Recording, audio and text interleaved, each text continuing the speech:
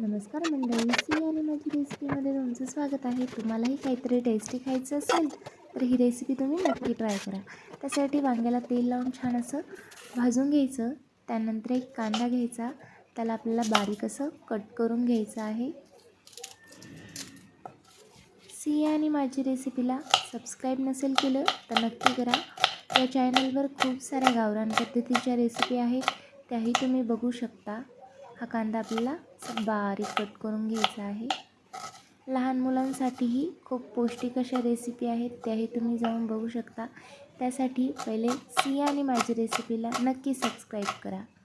आणि तुमच्या इकडे ही रेसिपी कशा पद्धतीने बनवतात तेही तुम्ही कमेंट करून सांगा. टोमॅटो पहिले स्वच्छ धुवून घेतलेला आहे. आता तो आपल्याला बारीक असा कट करून घ्यायचा आहे.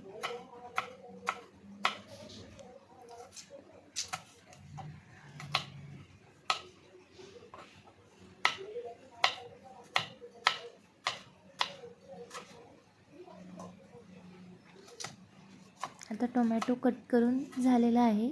2 हिरव्या मिरच्या घ्यायच्या आहेत, त्याही धुवून घ्यायच्या आहेत आणि त्यालाही आपल्याला बारीक असं कट करून घ्यायचं आहे.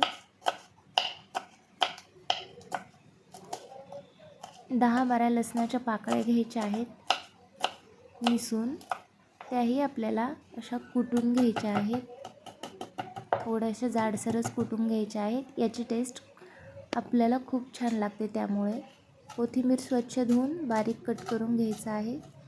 आता हे वांगं आपल्याला भाजलेलं आहे, याच्यावरचं साल काढून घ्यायचं आहे. याला छान असं व्यवस्थित मॅश करूनही घ्यायचं आहे चाकूच्या साहाय्याने. हे गरम असल्यामुळे चाकूच्या साहाय्याने याला मी कट करते असं. त्यानंतर हा डेट आपल्याला काढून टाकायचा आहे. तर चला आता फोडणीची तयारी करू.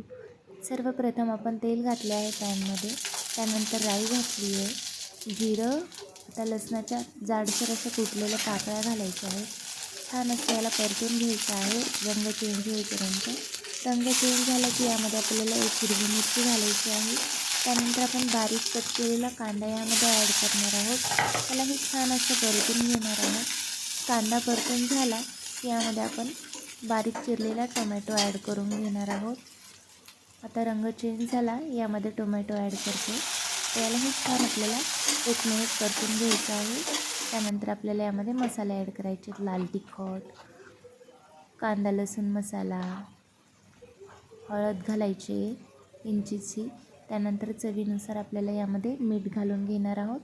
आता मीठ घातलं की नंतर घालायचं काम नाही, त्याप्रमाणे आपल्याला मीठ घालून घ्यायचं आहे. तर छान असं याला 1 मिनिट परतून घ्यायचं आहे. याचं छान असं परतून झालं की आपल्याला मॅश केलेलं वांगं यामध्ये घालून घ्यायचं आहे आणि छान असं 1-2 मिनिटपर्यंत परतून घ्यायचं आहे. जितकं छान याला परतो तितकी छान अशी टेस्ट लागणार आहे. आणि कोण या पद्धतीने असं वांग्याचं भरीत बनवतं तेही तुम्ही कमेंट करून सांगा. आणि कोणाला या पद्धतीने भरीत बनवलेलं आवडतं तेही तुम्ही कमेंट करून सांगू शकता. त्यानंतर आपल्याला बारीक चिरून घेतलेली कोथिंबीर यामध्ये ॲड करायची आहे आणि परत आपल्याला 1 मिनिटपर्यंत परतून घ्यायचं आहे.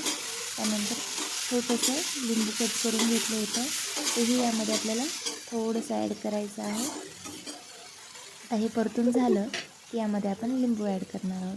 सर्वात शेवटी लिंबू ॲड करायचं, त्यामुळे टेस्ट चांगली राहते. आणि छान असं परतून घ्यायचं आहे. कशी वाटली भरीत ही रेसिपी नक्की कमेंट करून सांगा. आणि चॅनलला सबस्क्राईब नसेल केलं तर नक्की करा. तर चला आता आपण हे काढून घेऊया. आता हे मी काढून घेते. तयार आहे आपलं चमचमीत असं वांग्याचं भरीत. नक्की ट्राय करा आणि कमेंट करा कसं वाटलं ते. धन्यवाद.